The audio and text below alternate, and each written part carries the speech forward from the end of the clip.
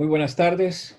Estamos en la cuarta tutoría de la asignatura referida a la administración de proyectos, código 4053. Bien, los contenidos para el día de hoy versan sobre el libro de texto, gerencia de proyectos, cómo lograr ventaja competitiva, capítulos 13 y 14. Y también vamos a ahondar en lo referido a la guía de estudio que se encuentra en la plataforma, en las páginas de la 101 a la 112 y de la 118 a la 122. Espero que la disfruten. Esta será ya nuestra última tutoría de la asignatura, pero eso no debe implicar que deban limitarse a poder remitir cualquier tipo de observación que tengan vía la plataforma EducaU. Y estoy para servirles. Muy bien. El primer tema que vamos a ver el día de hoy se llama la evaluación y el control de proyectos. Y esto es fundamental. Y aquí vamos a retomar algunos conceptos sobre los cuales hemos conversado en las tutorías pasadas. Partimos de una definición del alcance, una programación de actividades, viene la ejecución, pero viene lo más importante, la evaluación y el control de los proyectos, el seguimiento y el control. Y esto, como veremos a lo largo de esta disertación, es una actividad a la cual el equipo de proyecto le brinda información en tiempo real sobre el estado de las diferentes actividades y los diferentes entregables que se hayan puntualizado en el tiempo. Muy bien. Vamos a hablar sobre unas precisiones iniciales. La precisión número 1 es: uno de los retos más importantes durante el proceso de ejecución del proyecto tiene que ver con mantener un sistema de monitoreo y control preciso. Y aquí voy a hacer una analogía como cuando una persona tiene o padece alguna enfermedad. Por ejemplo, la presión. La presión, como bien usted sabe, puede traer repercusiones importantes en la salud de cualquier ser humano. Entonces, si esta no es controlada diariamente, según él lo indique un profesional en materia de salud, su estado físico puede verse empeorado y como tal su salud. Y esto es parte exactamente igual en los proyectos. Los proyectos, si no son controlados, si no hay un sistema y un proceso claro de definición, de control, el proyecto al final del día puede salirse de las manos. Y sobre ello, los resultados esperados no van a ser del todo alentadores. Otra precisión importante es que los proyectos a menudo se definen por sus restricciones, siendo estas limitaciones de presupuesto y de cronograma. Por ello, es vital que se encuentren controlados lo más cuidadosamente posible. Como habíamos dicho, en los equipos de proyecto siempre hay diferentes tipos de conocimiento, diferentes tipos de personalidad, y acá hay que instaurar a personas lo suficientemente minuciosas y meticulosas que puedan darle ese seguimiento necesario a todo el avance del proyecto. Y esto es fundamental. Y en tercera instancia, el seguimiento y el control es uno de los principales mecanismos que permite al equipo de proyecto estar informado en tiempo real de lo que sucede. Pero aquí hay dos aspectos de enfoque. Y le hemos llamado aspectos de enfoque porque va a identificar el control y el seguimiento, las señales apropiadas sobre el estado del proyecto. Si hacemos la analogía con el tema del cuerpo humano, referido al ejemplo de la salud, y a partir de la presión, es exactamente lo mismo. Al estar controlando la presión, se controla el estado de salud de la persona como tal. Y de igual manera es el proyecto. Luego, otro aspecto que hay que entender, parte de los mejores momentos del ciclo de vida del proyecto para obtener una evaluación precisa de su rendimiento. ¿Y esto qué significa? Que cada uno de los entregables que se vayan a dar en el proyecto, a partir del sistema de monitoreo y control, va a poder entender y llevarle un pulso detallado a la situación y avance del proyecto y sobre todo a la satisfacción del cliente. Si esto no se da, pueden haber sobregiros en temas de recursos, carencias, debilidades y una serie de cuestiones que queremos evitar. Muy bien, vamos a hidratarnos un poco y ya vamos a entrar a lo que refiere a los ciclos de control y esto enfocado en un modelo general. Vamos a partir de una meta, pero esta va a ir más allá del desarrollo global. Hay que incluir la línea base del proyecto. Es decir, no hay que ver solamente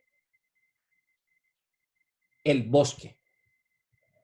Hay que entender el tipo de árbol, el tipo de plantas que tiene ese bosque.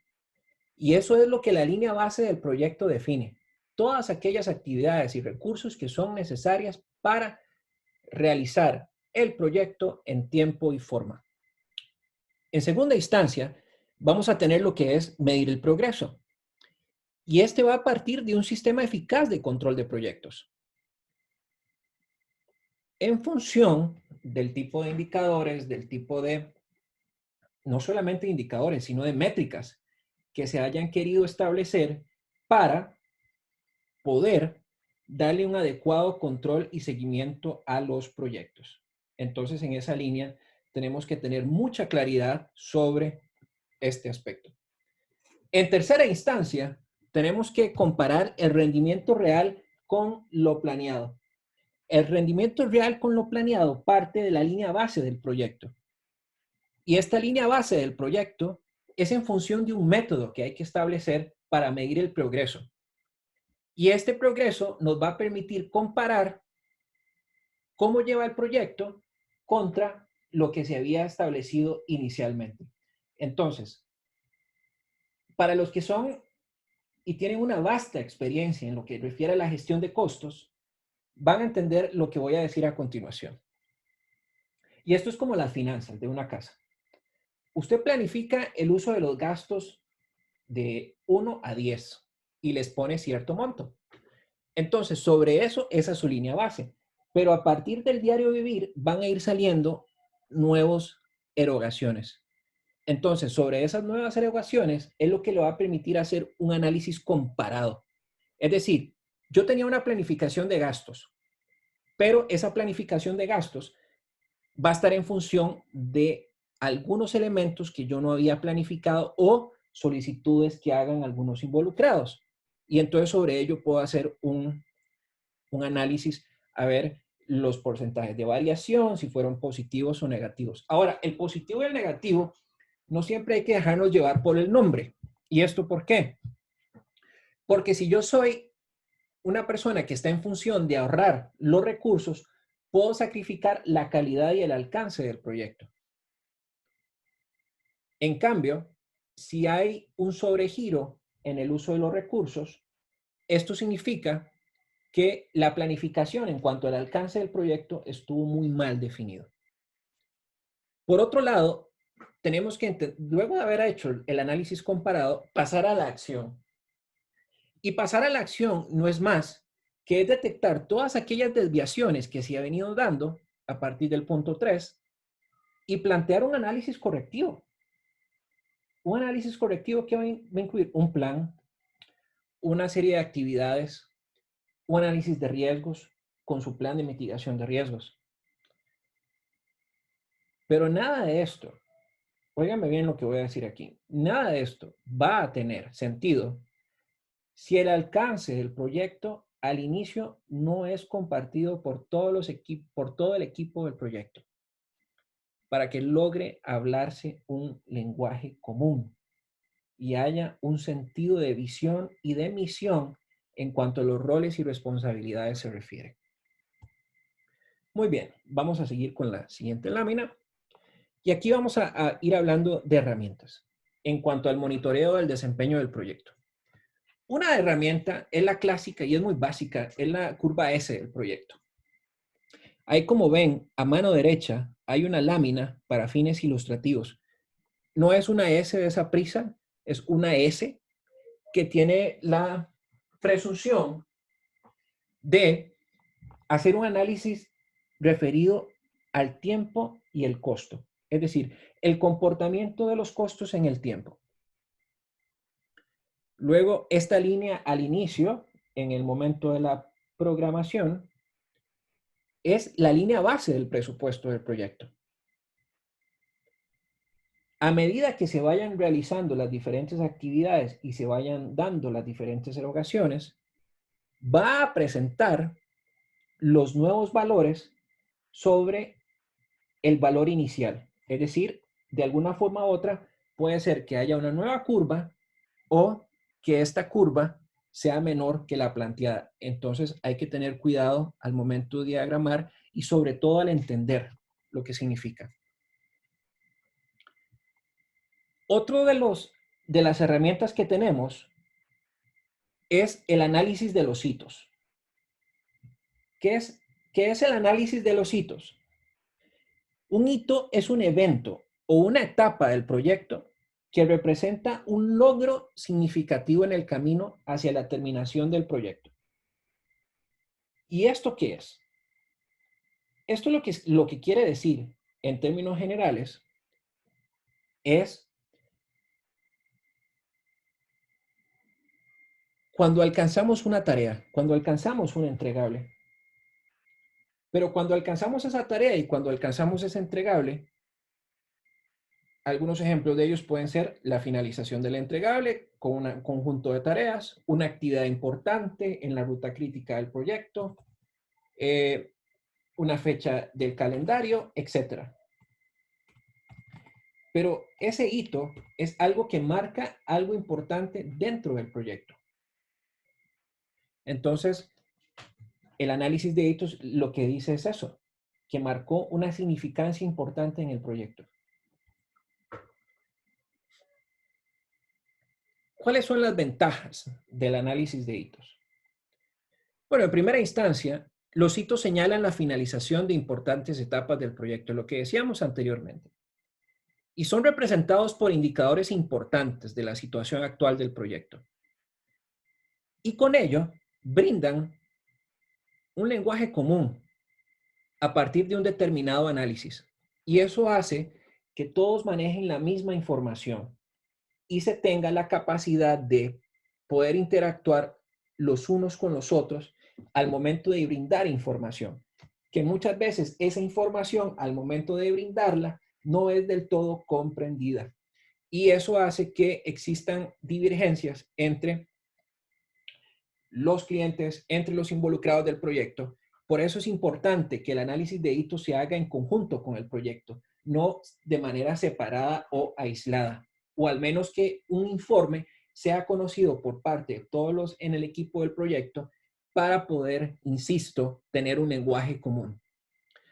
Luego, los hitos motivan al equipo. Claro que motivan. ¿Y por qué motivan? Porque si hablamos de que son entregables y logros, al final del día se da cuenta que lo que se había programado y lo que se había proyectado realizar, hay un sentido de satisfacción personal que invita a alcanzar el objetivo planteado. Vamos a hidratarnos un momento para poder seguir con esta disertación. Muy bien. Luego, los hitos ofrecen puntos de referencia para volver a evaluar las necesidades del cliente y las solicitudes potenciales de cambios. ¿Y esto qué significa? Los hitos son los puntos de parada, los logros que se alcanzan. Pero sobre ello es probable que el cliente surja con nuevas necesidades o surja con nuevos requerimientos. Por ello, es fundamental que toda vez que se haga una revisión de algún entregable, siendo este un hito en el proyecto, se haga de manera conjunta con el cliente y no se haga de manera aislada. Y tiene que haber un proceso de recepción de ese entregable. Porque al final del día, ese es el respaldo que tiene la persona para, o el equipo de proyecto, para justificar el avance esperado en el mismo. Muy bien, seguimos adelante. Los hitos ayudan a coordinar cronogramas con los vendedores y los proveedores. Claro que ayudan a coordinar, porque si sabemos que necesitamos ciertos insumos o ciertos materiales en determinado momento del proyecto, nos permite coordinar con el proveedor la entrega de dichos materiales en tiempo y forma. Y este es uno de los mayores desafíos. Porque si tenía planeado, como ejemplo, entregar siendo el profesor un proveedor y usted el responsable del proyecto en una semana y por algún motivo fuera de su control, el proyecto sufrió modificaciones y no fue incluido dentro del cronograma e informado al resto del equipo y a los que son los responsables de darle el seguimiento y el control, el momento de recibir los materiales puede ser no el más apropiado y eso va a implicar el tener unos costos adicionales para el proyecto. Por ello es importante el debido proceso de monitoreo y control. Muy bien. Los hitos identifican momentos claves en la revisión del proyecto. Para los proyectos complejos es de manera obligatoria, óigame bien, de manera obligatoria definir los momentos de revisión y no dejar estos hasta el final del proyecto, sino incluirlos de manera paulatina durante la ejecución del mismo. Los hitos se señalan cuando se espera que otros miembros del equipo comiencen su participación, sin duda, porque al terminar una actividad hay una tarea, hay un recurso y ese recurso puede ser diferente con respecto al anterior. Y los hitos pueden delinear los diferentes entregables establecidos en la estructura detallada del trabajo y de ese modo permitir que el equipo de proyecto desarrolle una visión general del mismo. Básicamente esto lo que dice es, permite dar una reorientación de esfuerzos para la solución de problemas que se vayan encontrando a medida de ir teniendo esa revisión paulatina que comentábamos anteriormente. Muy bien. Otra de las herramientas que tenemos a disposición para estos procesos es el conocido como el diagrama de Gantt. Este diagrama de Gantt sirve en primera instancia para evaluar el desempeño del proyecto en puntos específicos del tiempo. Es decir, cada tarea y cada actividad ha sido calendarizada en función de una serie de recursos. Entonces, de manera gráfica, usted puede visualizar el desempeño de esa actividad en el tiempo. Luego, el diagrama de Gantt le permite al equipo de proyecto analizar constantemente el estado del mismo, registrando cuándo corresponde la finalización de una tarea según la línea base del cronograma. Y aquí vuelve a surgir la importancia de la línea base del cronograma. Y esa línea base del cronograma parte del alcance que se había definido a los cierres del proyecto y en la etapa de programación o conocida como planeación. Luego de esto, esta herramienta identifica el grado de realización en alguna fecha. Si estamos, el diagrama recuerde que mide una actividad en función del tiempo y aquí esta fecha puede estar bajo un indicador de días, meses o años, lo que se acostumbra si fuera un mes también, o si fuera semanal o bisemanal, que es lo mismo que quincenal, dependiendo del alcance de cada una de las tareas. Y el diagrama de Gantt, uno de los aspectos interesantes que nos ayuda es que permite medir las posibles desviaciones, positivas o negativas que haya, con base en la línea general o la línea inicial del proyecto. Muy bien, vamos a continuar. Vamos a hablar sobre el valor ganado, pero el valor ganado desde un punto de vista de la gerencia.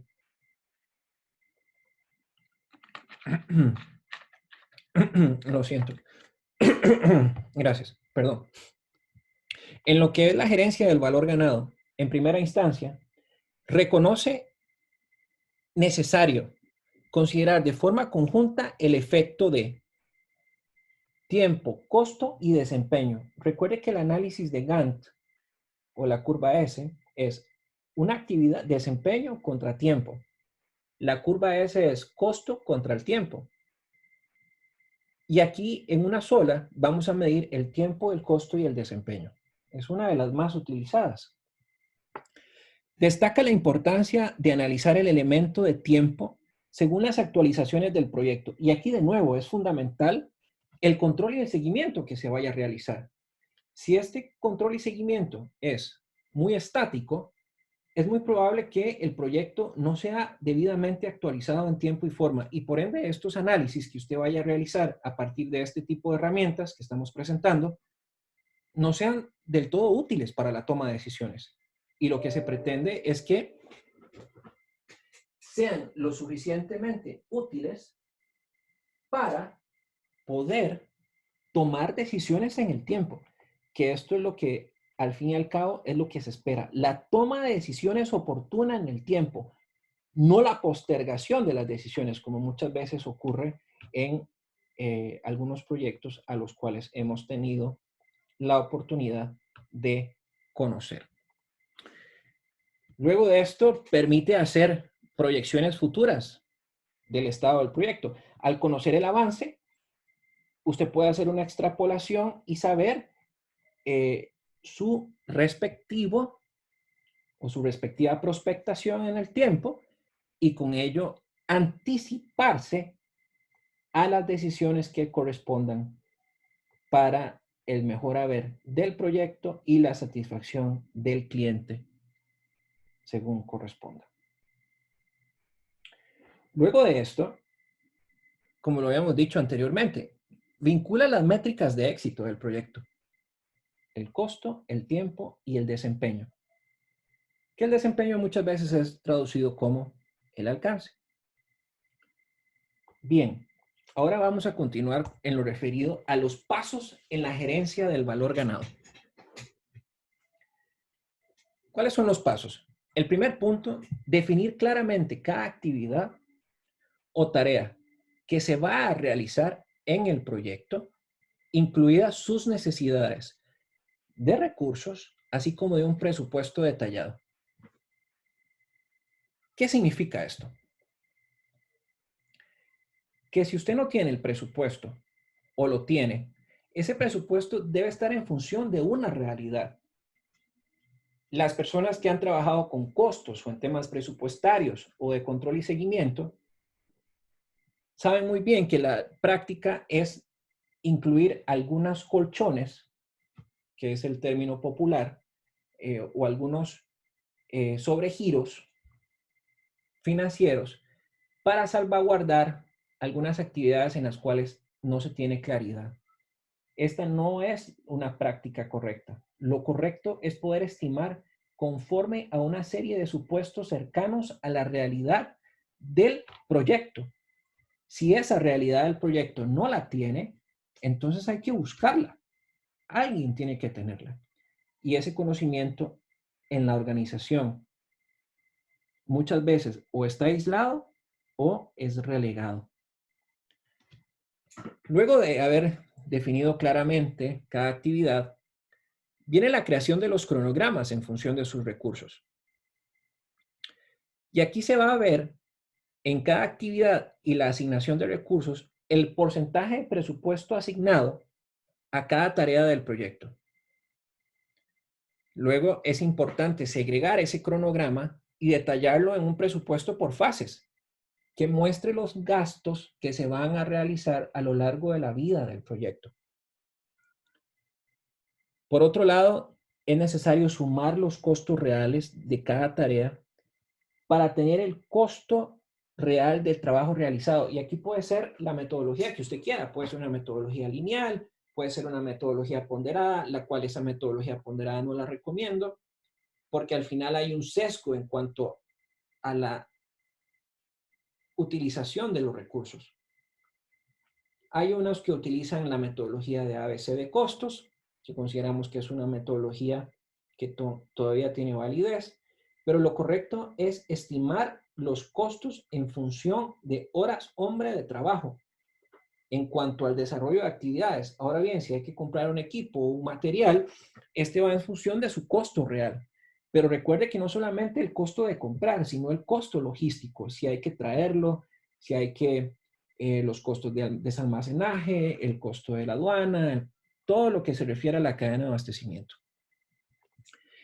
Y otra de las cosas que permite la gerencia del valor ganado es ir calculando las variaciones que se van dando en función de la ejecución del proyecto.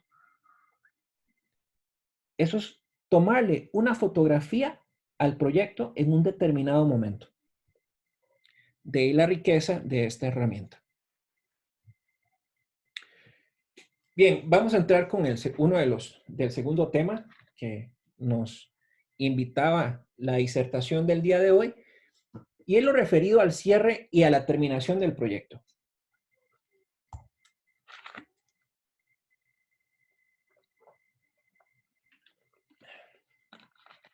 Algunas precisiones importantes sobre la terminación del proyecto.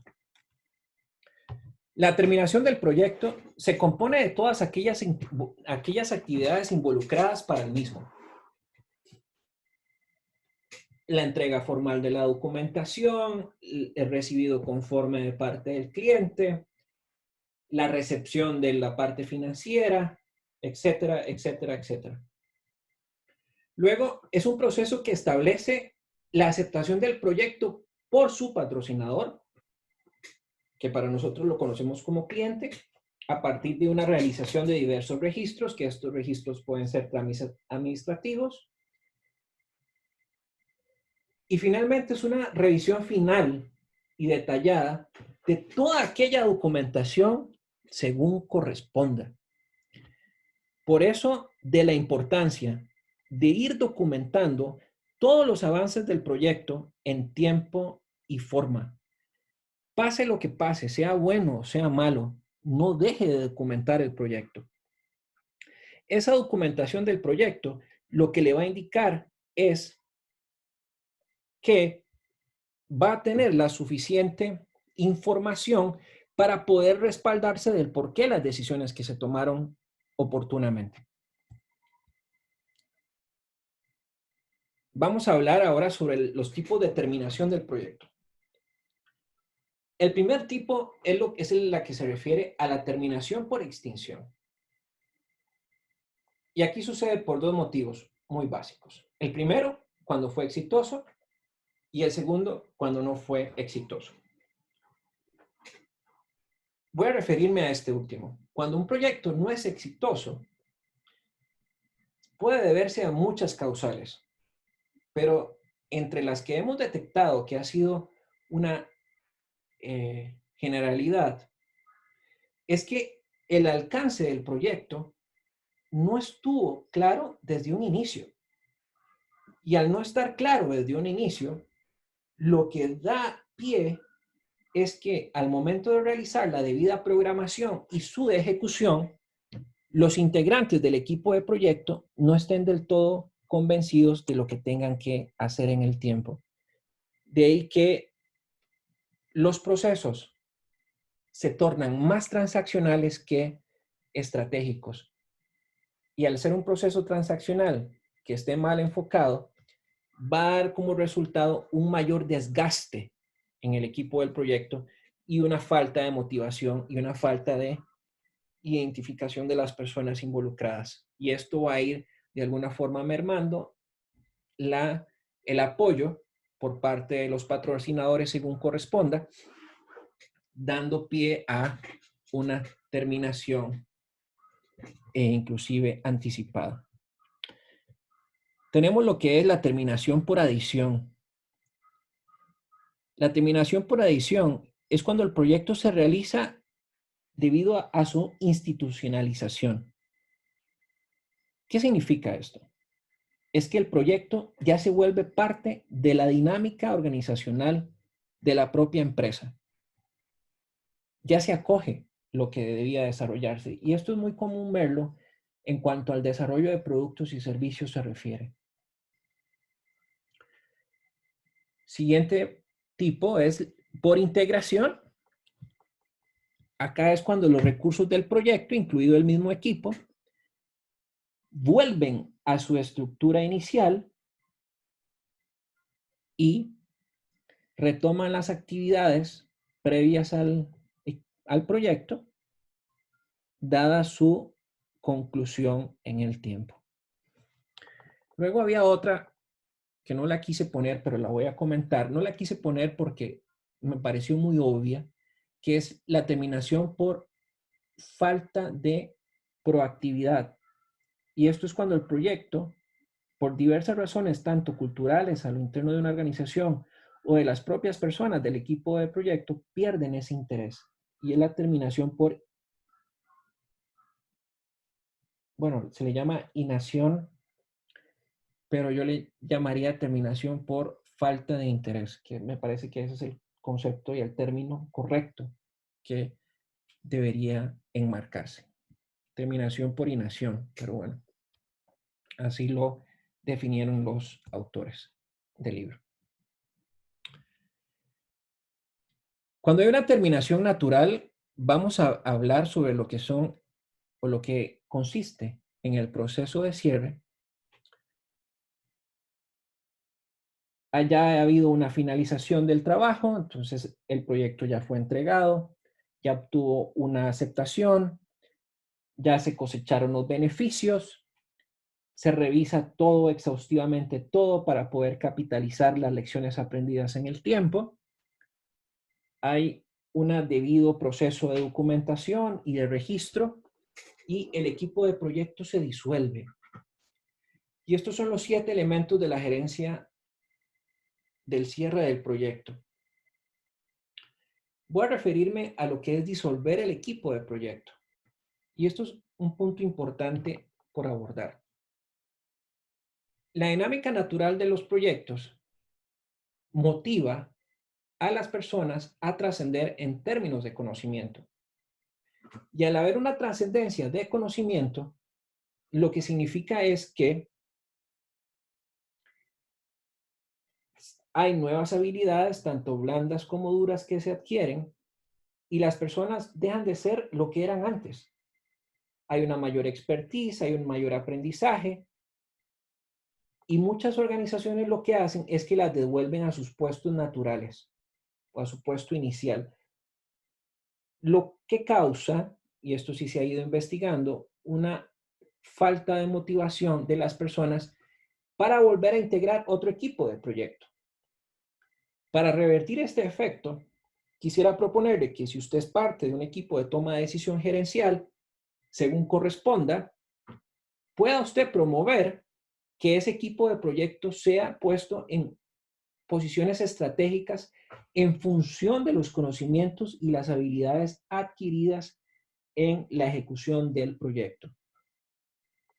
Y aquí estamos hablando de un tema de salario emocional de las personas, como un aspecto de motivación.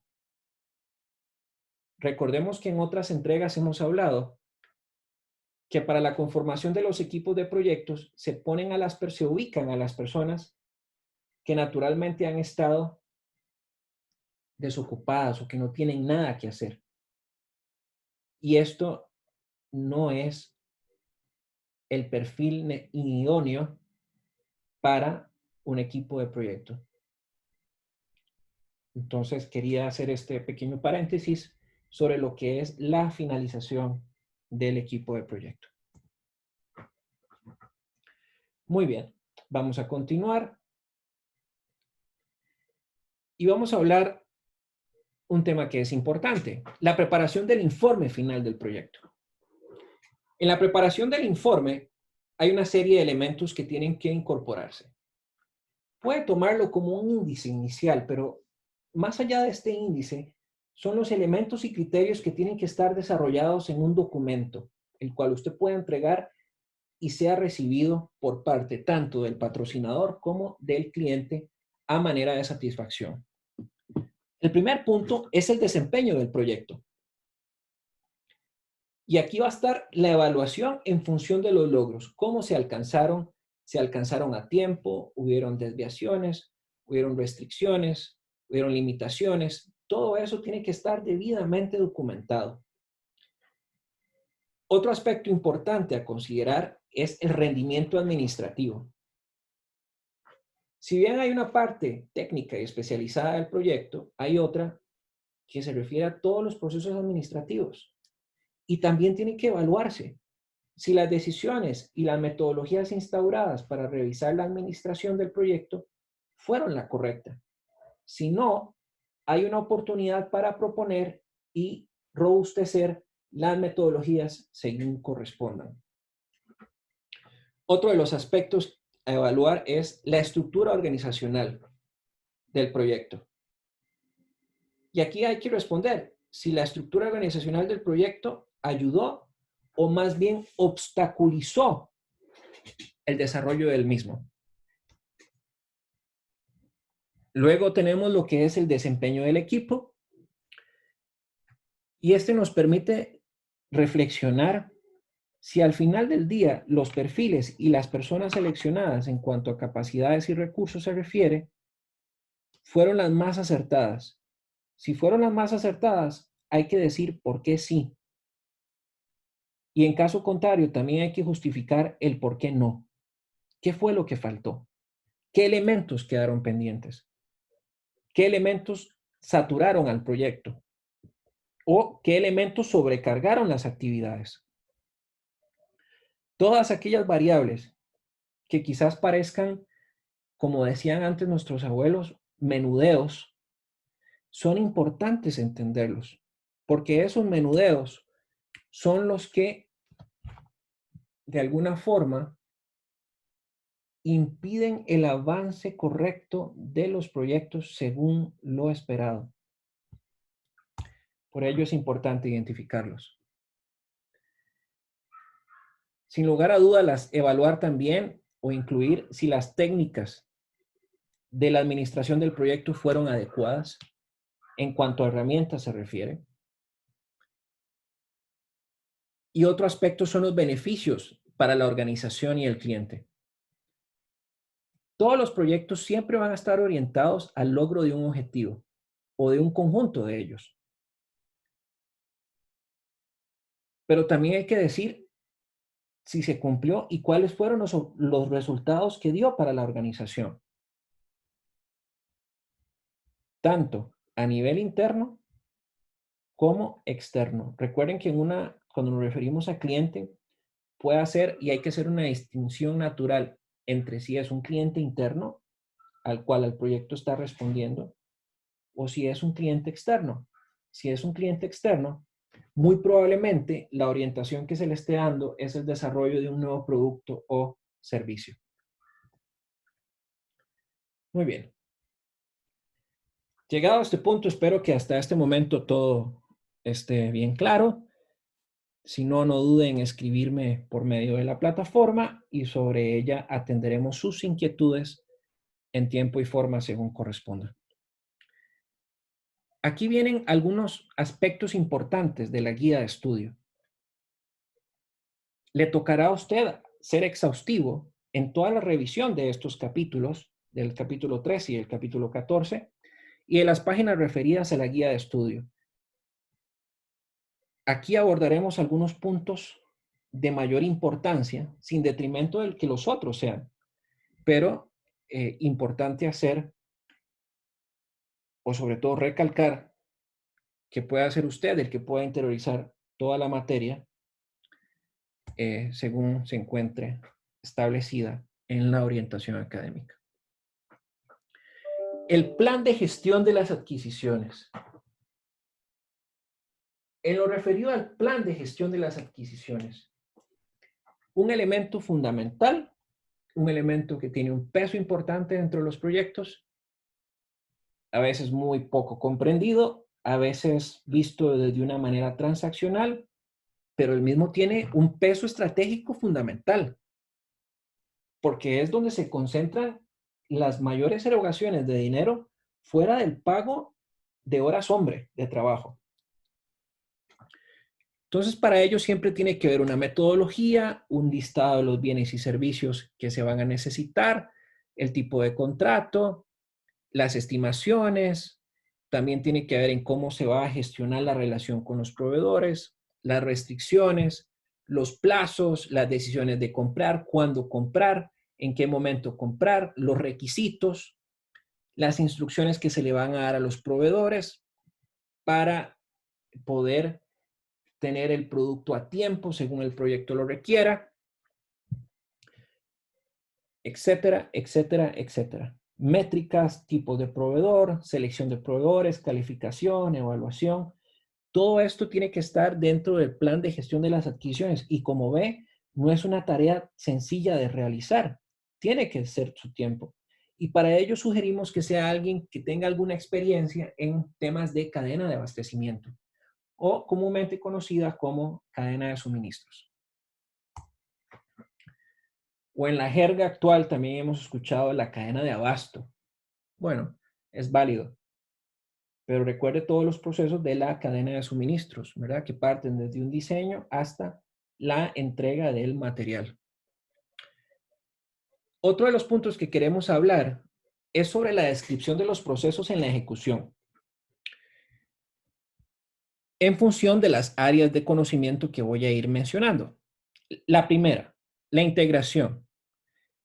Y aquí, en los procesos de ejecución, va a estar en función de dirigir y gestionar el proyecto. Y esto básicamente a lo que se refiere es ejecutar el trabajo definido en el plan de gestión para cumplir los objetivos en tiempo y forma. En el área de gestión o en el área de conocimiento, perdón, referida a la calidad, los procesos de ejecución van a estar en función de su aseguramiento. Y aquí es un proceso de auditoría necesariamente con métricas, indicadores o con medidas de control. En el área de conocimiento de recursos humanos, en los procesos de ejecución propiamente, va a estar en función de tres. Uno, adquirir el equipo del proyecto, desarrollarlo y dirigirlo. En el primero, es el proceso de conformación, el proceso de negociación con las diferentes jefaturas y el tiempo, y sobre todo el perfil, y quién probablemente, y quién no también.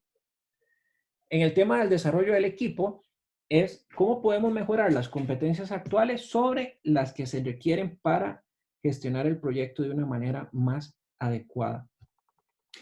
Y aquí lo ideal sería es que tuviéramos esas competencias ya instauradas en las personas. Pero recuerde que los proyectos resuelven en todo momento una necesidad o un objetivo muy puntual. Y no todas las personas tienen las mismas habilidades y el mismo grado de evolución en cuanto a competencias y habilidades se refiere. Viene posteriormente lo indicado a dirigir el equipo. Y acá es que usted puede tener una serie de talentos, pero cada talento o cada persona tiene que saber su rol y su función dentro de un equipo. ¿De qué sirve tener un equipo de estrellas si no se puede tocar una armonía perfecta? Es mejor tener personas que sepan lo que tienen que hacer y por qué lo están haciendo y cuál es su contribución y esa melodía pueda tocarse de manera armoniosa. En el área de conocimiento de la comunicación hay dos procesos de ejecución. Uno, distribuir la información y gestionar las expectativas. Y aquí el distribuir la información quizás es uno de los pilares más importantes a considerar. Esto por cuanto va a estar en función de la manera y los canales y el tipo de información que se va a ir comunicando a los interesados del proyecto en el tiempo. La comunicación tiene que ser un pilar y un baluarte estratégico siempre y en todo lugar. Si la comunicación no es del todo asertiva, los interesados del proyecto pueden entender que el mismo no está cumpliendo los objetivos por los cuales fue concebido inicialmente. Y esto puede traer como resultado una serie de anticuerpos o en su defecto una serie de reprocesos que van a retrasar el proyecto en tiempo y forma. Luego está el tema de gestionar esas expectativas. Y no hay otra receta que sea esta la que voy a mencionar a continuación. Trabajar en equipo. Trabajar en equipo con los interesados para manejar la información en todo momento y hablar un mismo lenguaje entre las partes para garantizar el éxito de los proyectos. En el tema de las adquisiciones está efectuar las adquisiciones. Y este es el proceso que consiste en obtener las respuestas de los proveedores, el seleccionar un vendedor y la adjudicación de un contrato. Suena fácil, pero conlleva una serie de aspectos legales, aspectos financieros, aspectos técnicos, para poder tener los insumos necesarios en caso de que el proyecto sea muy especializado o el servicio que se requiera también sea muy especializado y pueda tenerse ese conocimiento o eh, materia prima o recurso externo en el momento preciso para que el proyecto no sufra un retraso importante en cuanto a su ejecución se refiere. Bueno, queridos estudiantes, no está nada más que agradecer. Agradecer este tiempo, agradecer este espacio y estoy a la orden. Estoy a la orden para atender cualquier consulta que tengan. Por favor, no duden en escribir. Aquí están mis datos. Y recuerden la frase que hemos venido exhortando en cada una de las tutorías que hemos realizado hasta el momento. La gestión de proyectos ya no es una opción para las empresas. Es una necesidad de cara al futuro.